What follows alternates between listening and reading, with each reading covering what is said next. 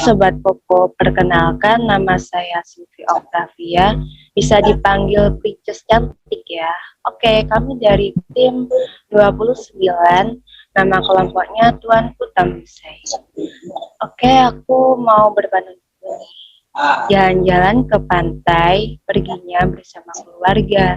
Teman-teman yang ada di sini, mari kita mulai ya. Oke, langsung saja kita membahas topik yang akan disampaikan oleh Kak Tias tentang tips mengembangkan bakat dalam diri sendiri. Waktu dan tempatnya saya persilakan. Oke, makasih Kak Silvi. Jadi di sini aku pengen ngasih tips, yaitu tips mengembangkan potensi diri agar hidup penuh makna. Yang pertama itu ada tes minat dan bakat. Biasanya tes minat dan bakat memang diperuntukkan bagi anak-anak, namun kamu juga bisa mencobanya bila selama ini belum menemukan minat dan bakat dalam diri sendiri. Tes minat dan bakat akan menguji kesukaan serta kompetensi yang ada pada dirimu, meskipun sifatnya tidak mutlak. Hasil tes minat dan bakat bisa dimanfaatkan untuk mencari kegiatan atau jurusan pendidikan yang berpengaruh besar bagi masa depanmu. Berdiskusi dengan orang-orang terdekat. Jangan menutup diri dari orang-orang terdekat kalau kamu belum mengenali potensi dirimu sendiri. Cara mengembangkan potensi diri juga patut mendapat dukungan dari orang-orang terdekat. Cobalah menanyakan pendapat orang-orang terdekatmu mengenai potensi yang mereka lihat dalam dirimu. Misalnya, bila orang-orang terdekat menganggapmu unggul dalam bidang menggambar, berarti kamu punya bakat di bidang visual dan kecerdasan spesial yang akan memberikan saran dan kritik yang bermanfaat bagi dirimu. Yang ketiga ada, jangan ragu mencoba hal-hal baru. Kamu tak akan pernah mengenali potensi besar dalam dirimu bila kamu ragu mencoba hal-hal baru. Itulah sebabnya kamu mesti lebih produktif melakukan hal-hal baru. Misalnya pindah tempat kerja atau pindah kuliah, bergabung dengan komunitas baru, atau mengikuti kegiatan baru di lingkungan sekitar. Tak hanya meningkatkan kemampuan komunikasi dengan orang lain, kamu akan lebih mengenal diri sendiri bila selalu tergugah melakukan tantangan baru. Yang keempat ada, tak perlu terpengaruh dengan pandangan negatif orang lain. Banyak orang mengalami kegagalan karena terlalu terpengaruh dengan pandangan negatif orang lain. Faktanya hanya kamu yang berhak menentukan jalan hidupmu sendiri. Saran dan kritik orang lain memang patut ditampung sebagai bahan evaluasi diri. Namun, bukan berarti hal tersebut boleh membuatmu minder dan meragukan kemampuan diri sendiri. Justru kamu harus membuktikan bahwa kamu berhasil menemukan cara mengembangkan potensi diri sehingga kamu dapat menjadi pribadi yang sukses. Kelima, ada bergaul dalam lingkungan positif. Karena lingkungan turut memberikan andil besar dalam proses pengembangan potensi dirimu. Jadi, sebaiknya kamu bergaul di lingkungan yang positif dan mendukungmu demi kemajuanmu. Kamu tak perlu ragu meninggalkan lingkungan pergaulan yang memandang rendah terhadap dirimu atau membuatmu tergoda melakukan hal-hal yang kurang baik. Suka bermalas-malasan dan dipenuhi hubungan tak sehat. Terus yang ke-7 itu ada menambah jumlah relasi.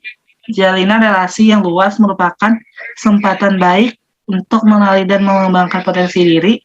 Bila kamu memiliki relasi yang luas, kamu bisa belajar mengenai karakter banyak dan bisa mendapatkan banyak pelajaran baru dari setiap orang. Yang ke-8 ada berani keluar dari zona nyaman. Zona nyaman seringkali membuat seseorang gagal mengembangkan potensi diri.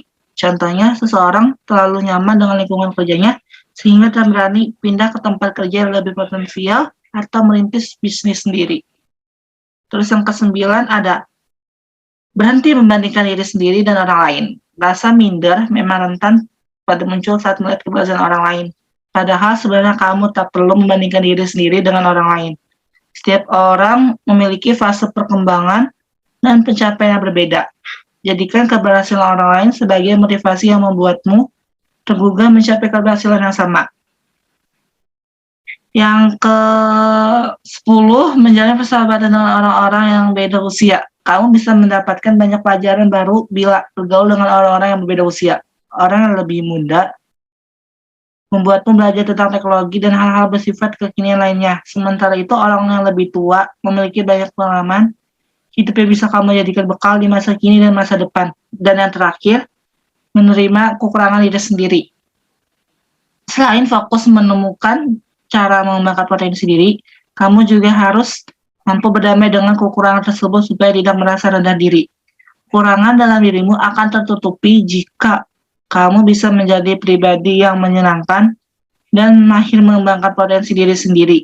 Jadi jangan hanya menyesali kekurangan yang kamu miliki, ingatlah bahwa orang lain pun memiliki kekurangan, tetapi banyak yang sukses dan berhasil menaklukkan kekurangan tersebut. Sekian dari saya. Terima kasih. Baik, terima kasih Bapak Tias yang paling ganteng. Love untuk kamu ya. Oke, selanjutnya yaitu Kak Raksa yang akan menyampaikan tips tentang berani percaya diri. Waktu dan tempatnya saya persilakan. Halo teman-teman, makasih sebelumnya buat Kak Moderator, Kak Elisiba Silvia Octavia buat waktunya. Pada malam ini, makasih buat teman-teman udah kasih kesempatan buat speak up ya Raksa.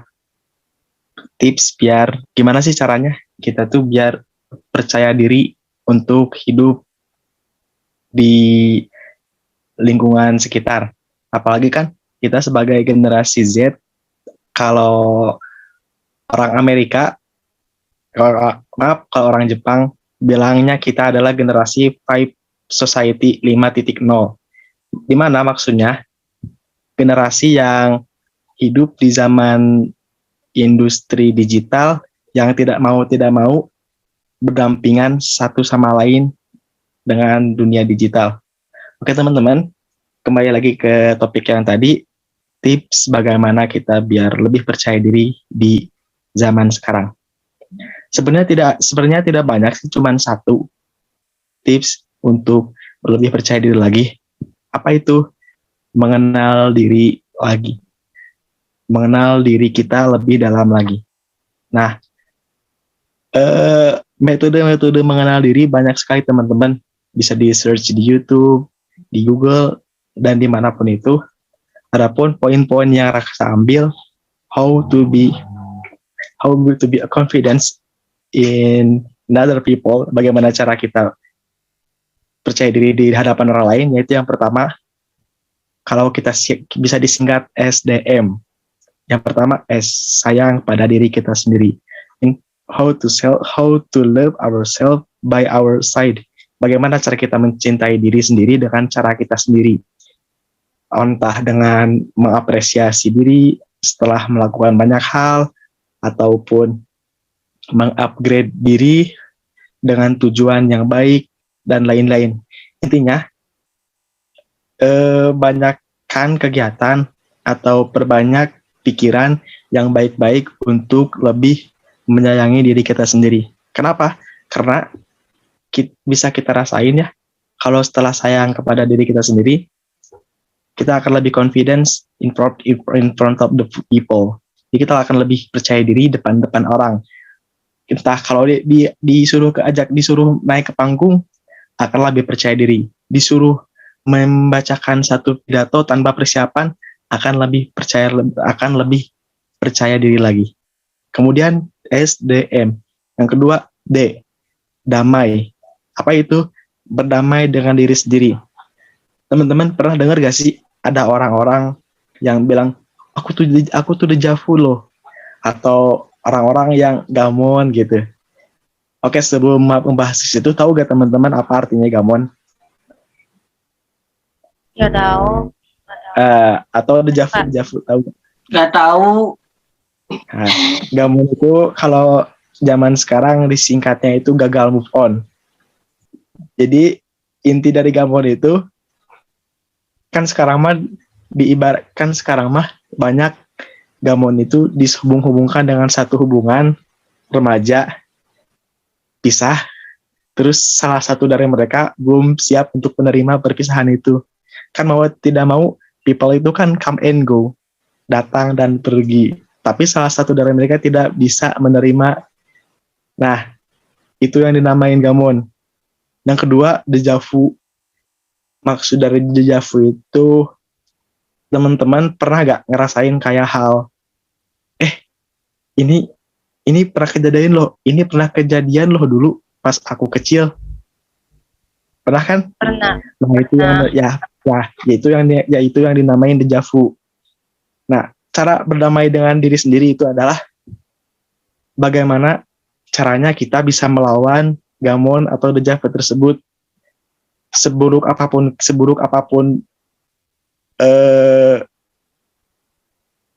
masa lalu kita, setidak mau kejadian apapun masa lalu kita ya, bagaimana caranya kita bisa berdamai dengan masa lalu tersebut sehingga menghasilkan diri kita yang lebih baik lagi. Mengapa? Soalnya banyak loh, banyak orang gitu yang masih belum berdamai dengan diri sendiri, berdamai dengan masa lalunya, yang membuat dia tidak confident, sehingga mereka lebih pendiam, introvert, atau sebagainya. Itu yang kedua, berdamai dengan diri sendiri. Yang ketiga, M. Apa ya? Bagusnya menurut kalian apa? Bisa ditebak gak? M apa? Kan S, sayang diri sendiri. Sayang diri sendiri. Yang kedua, D, damai dengan diri sendiri. Yang ketiga, M. Kalian bisa tebak gak M apa? Merawat diri sendiri. Nah, bisa. Merawat, atau kalau sekarang disebutnya apa? Tapi di sini lebih ke bagaimana melayani diri kita dengan versi terbaik kita. Soalnya gak sedikit orang loh teman-teman, orang-orang yang kayak tertekan gitu. Oh ya, tertekan. Jadi intinya yang ketiga itu merawat diri, gimana caranya agar tidak tertekan. Dari tiga tersebut teman-teman, sebenarnya yang pertama S, sayang diri sendiri, yang kedua berdamai dengan diri sendiri, yang ketiga merawat diri. Dengan tiga hal tersebut bisa mencapai satu tujuan, yaitu confidence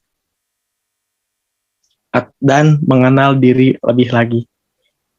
Selebihnya teman-teman bisa upgrade untuk bagaimana cara mengenal diri dan menghasilkan diri kita yang lebih baik lagi, yang membuat kita percaya diri.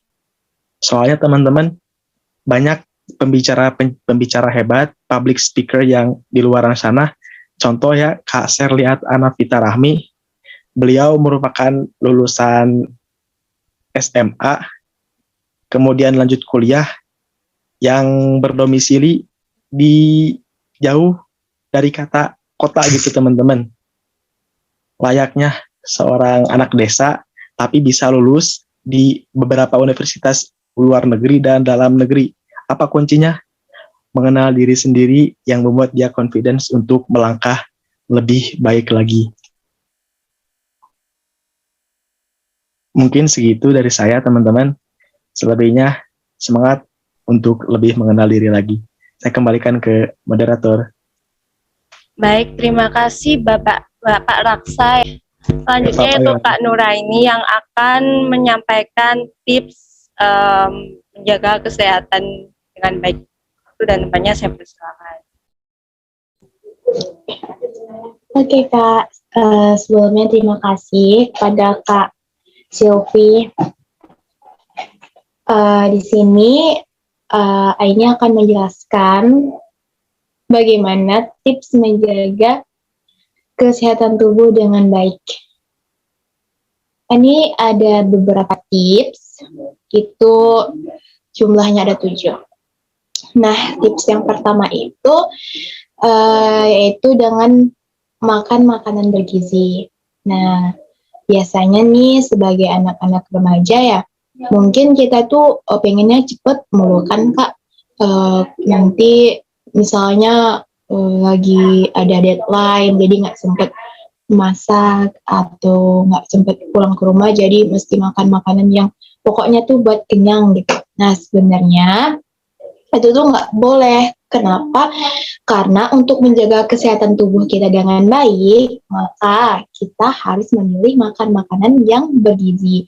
Nah, makan makanan bergizi itu yang seperti apa sih? Ya, di sini kita pasti ya pernah mendengar yang namanya istilah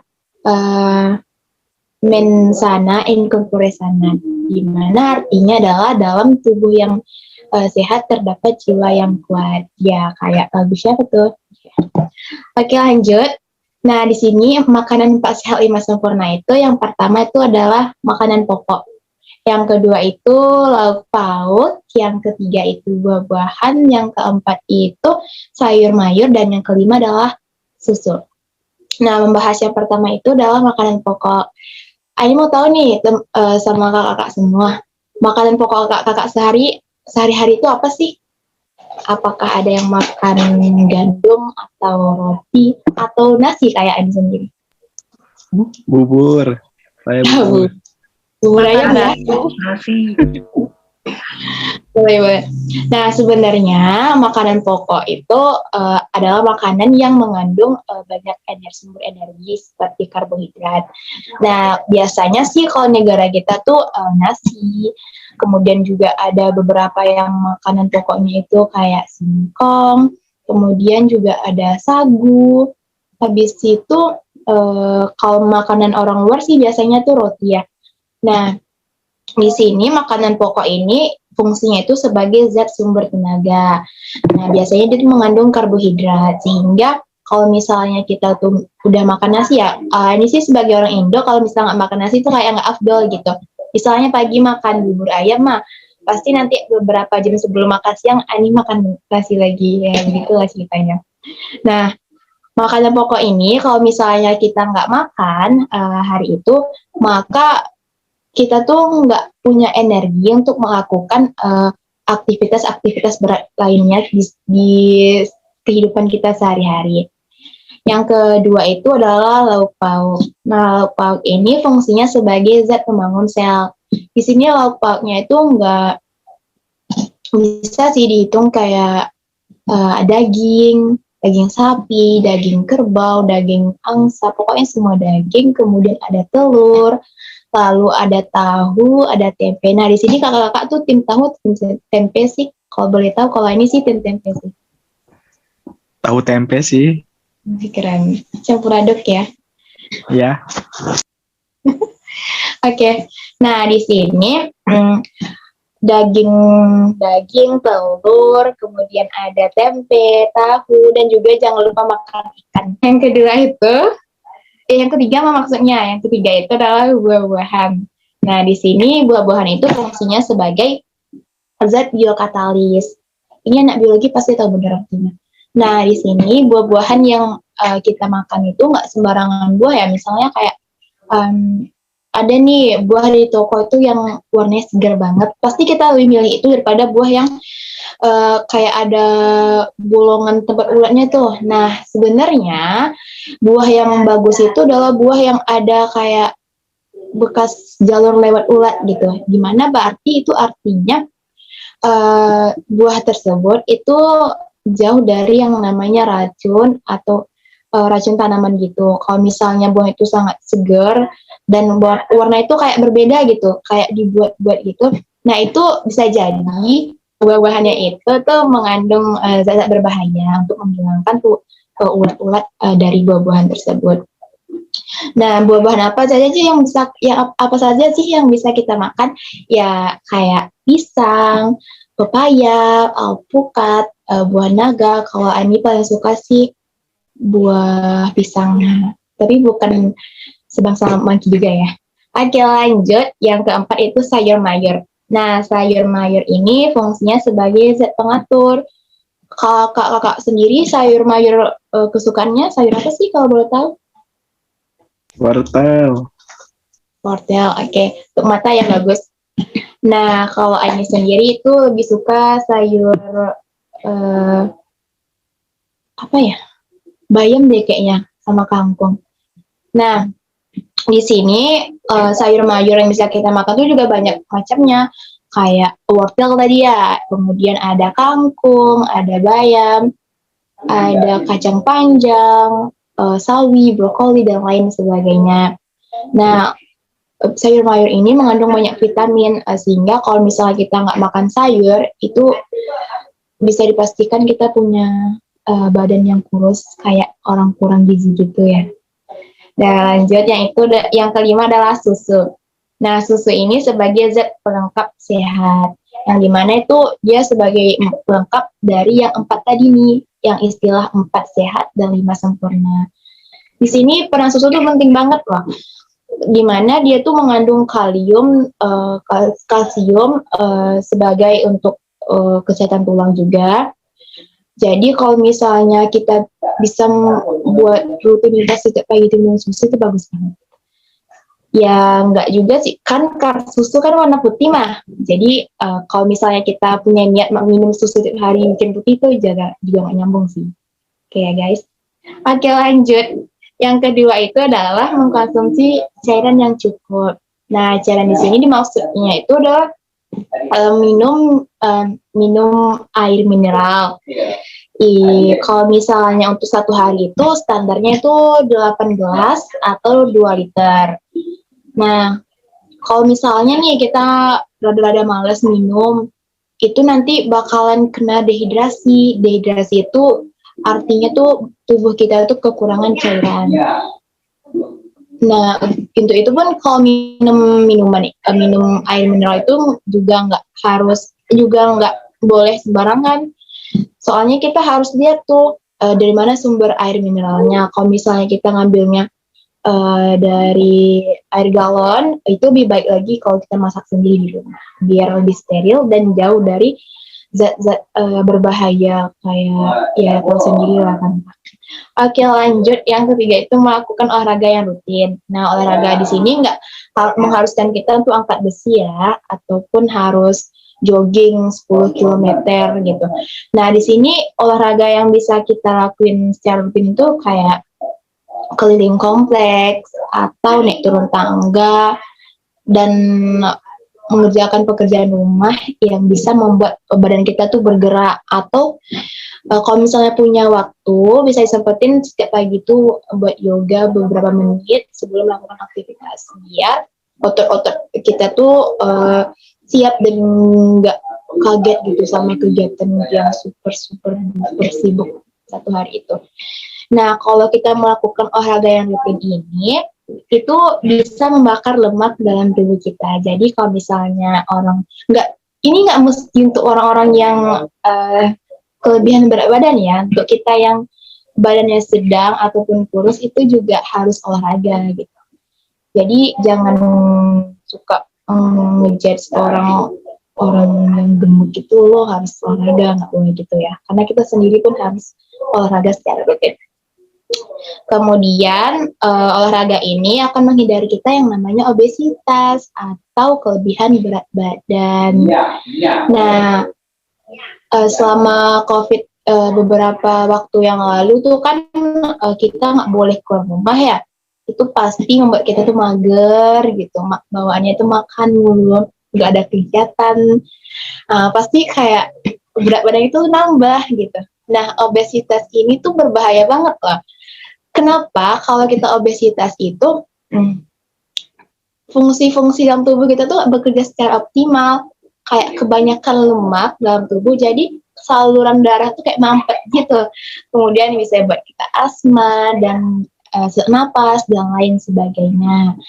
Untuk menghindari itu, makanya kita harus nyicil untuk menurunin berat badan kita dari beberapa waktu lalu karena akibat COVID dengan cara olahraga rutin setiap hari. Oke, lanjut. Yang keempat itu adalah istirahat yang cukup, alias jangan begadang. Walaupun Ani sendiri sih suka begadang. Begadang ini enggak, gimana ya? Begadang sih boleh, tapi kalau misalnya ada tugas atau deadline yang mesti dikejar, itu boleh banget begadang. Tapi jangan juga dipaksain, karena ada kemarin berita kakak mahasiswa yang kena penyakit serius. Itu kenapa? Karena dia 1 tahun jadi maba, dia tuh nge-push dirinya untuk belajar di malam hari, karena menurut dia kalau misalnya siang hari dia gagal fokus gitu.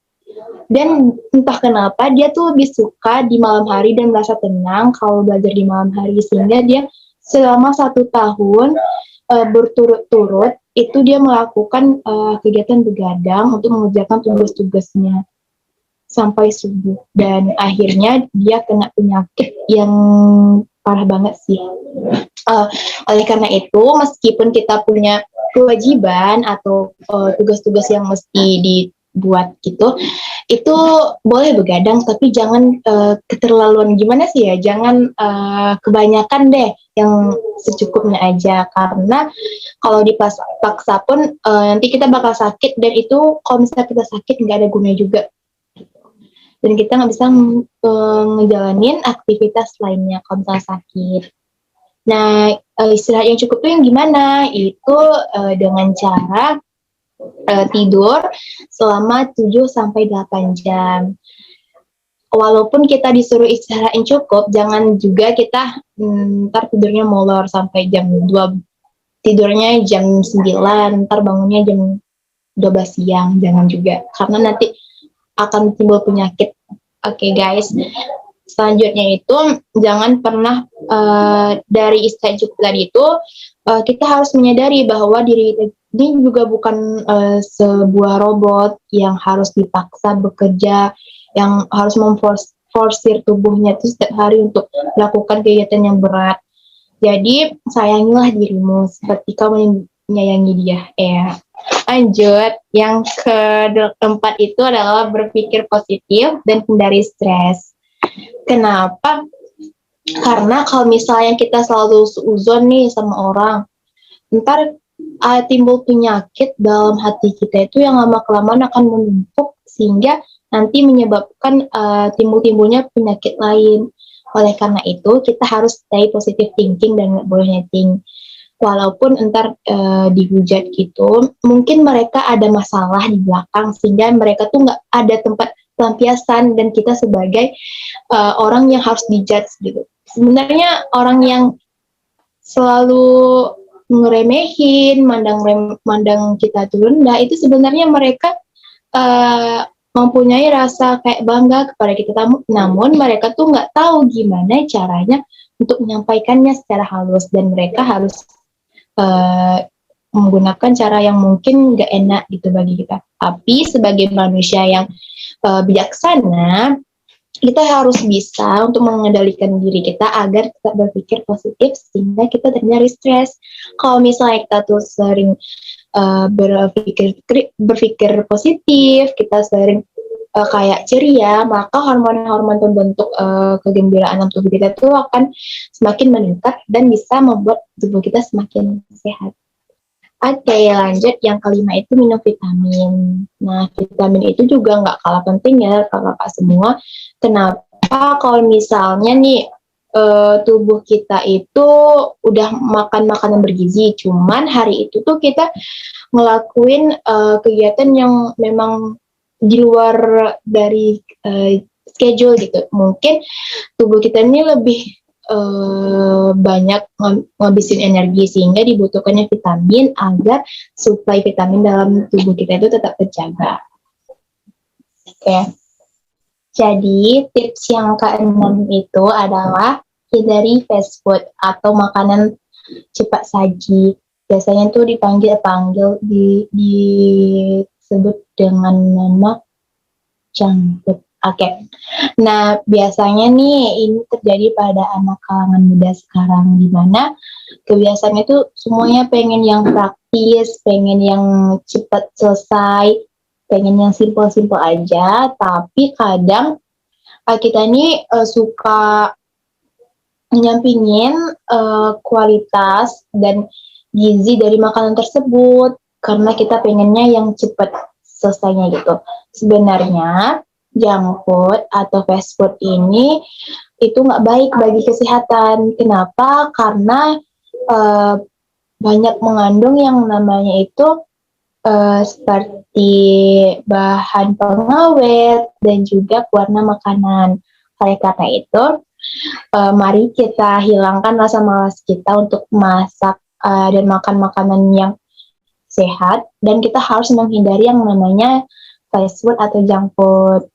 Nah, yang ketujuh atau yang terakhir itu adalah rutin mencuci tangan dan juga membersihkan diri atau mandi.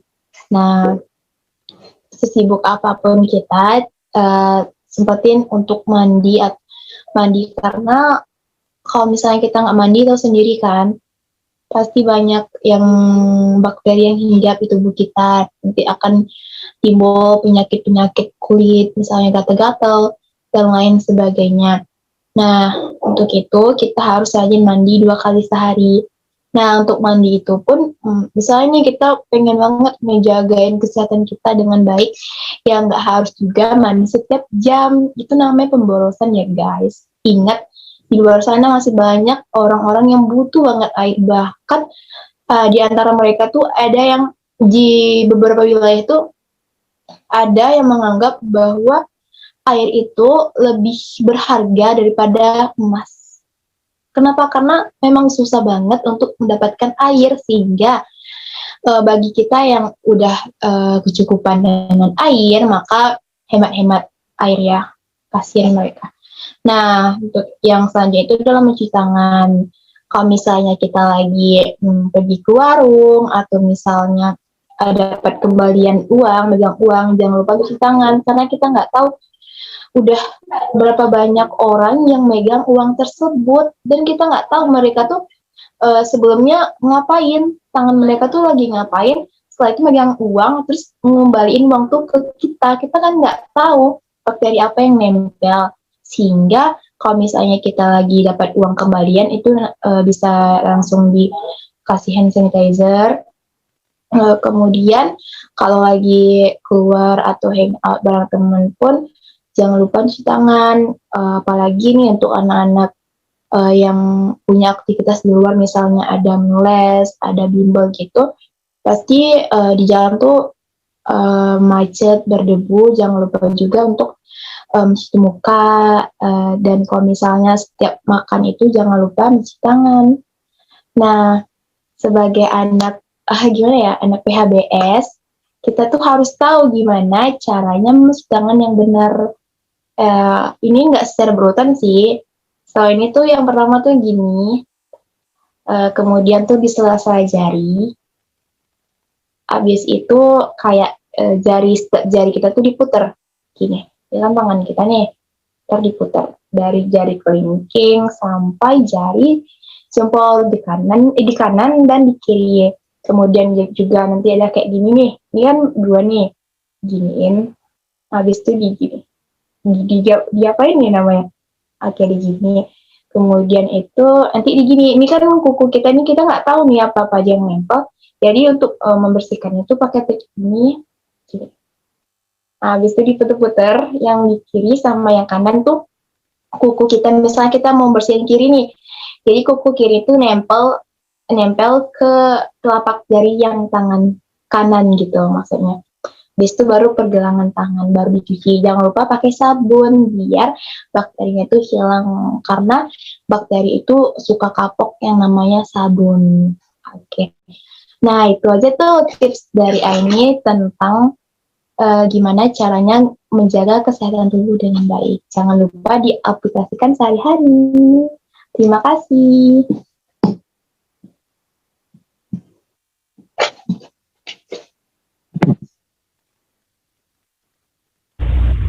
Oke.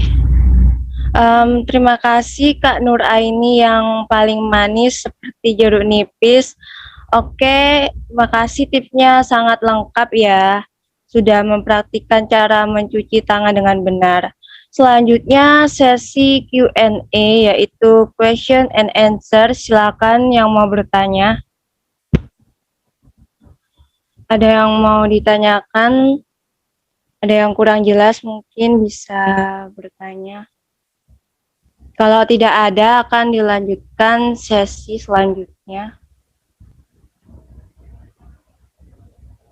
Oh ya, silakan Kak Nuraini mau bertanya ke siapa pematerinya? Kepada Kak Tias atau Kak Raksa? Makasih Kak.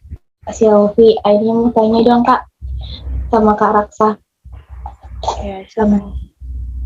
Pertanyaannya itu sebagai anak yang suka insecure, yang suka misalnya itu ngelihat pencapaian teman-teman yang udah banyak, yang udah dapat prestasi yang bagus di sekolah, cuman kita yang sedang berusaha ini tuh kadang ngerasa kalau misalnya kita tuh gak punya bakat sama apa yang kita impiin, dan suka kadang kayak tertekan gitu dan nangis, gimana sih orang tuh bisa sedangkan kita yang udah mati-matian, yang sudah berjuang tapi belum bisa ngapain hasil punya kita, dan kita tuh suka insecure sama orang, wih mereka tuh keren banget gitu.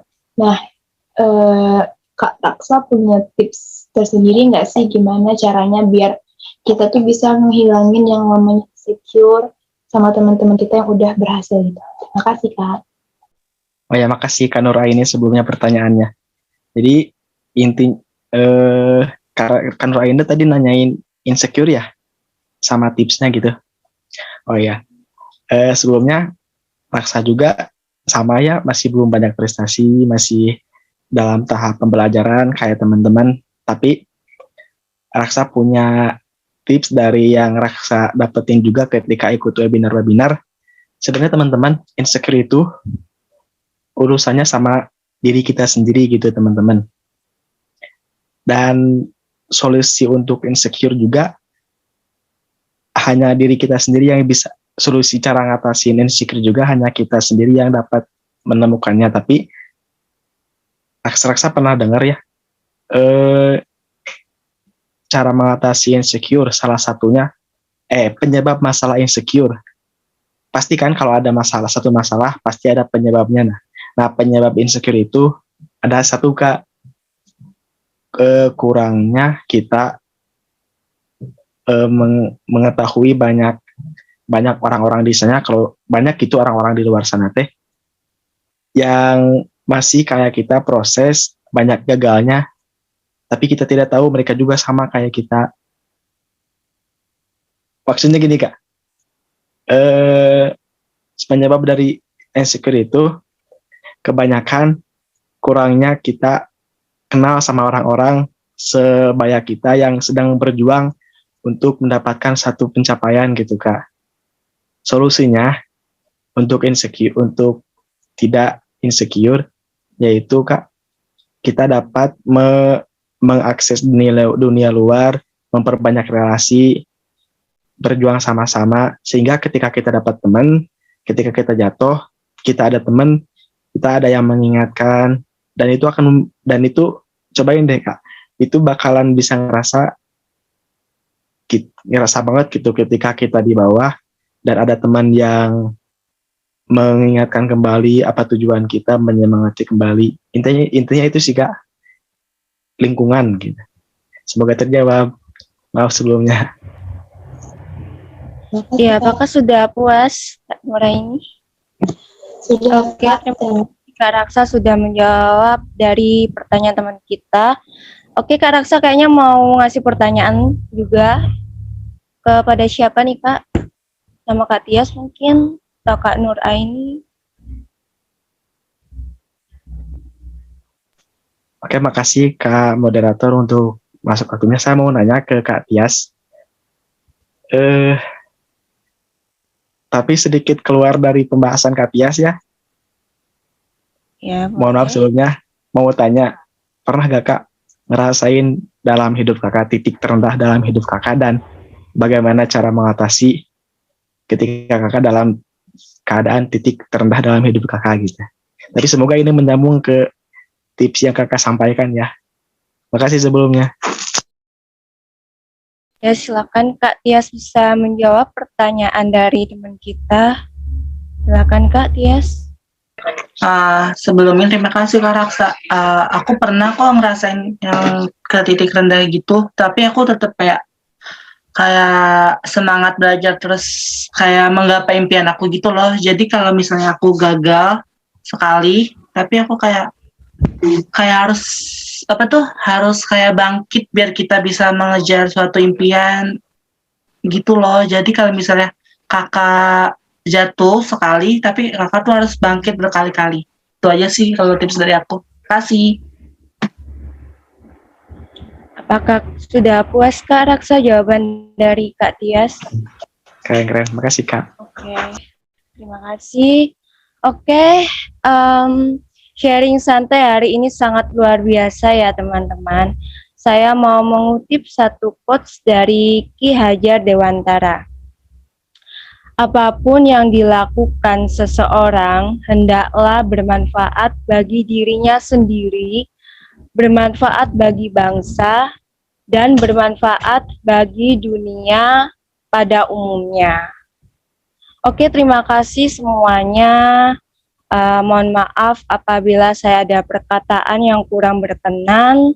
Saya pamit undur diri. Saya akhiri. Wassalamualaikum warahmatullahi wabarakatuh.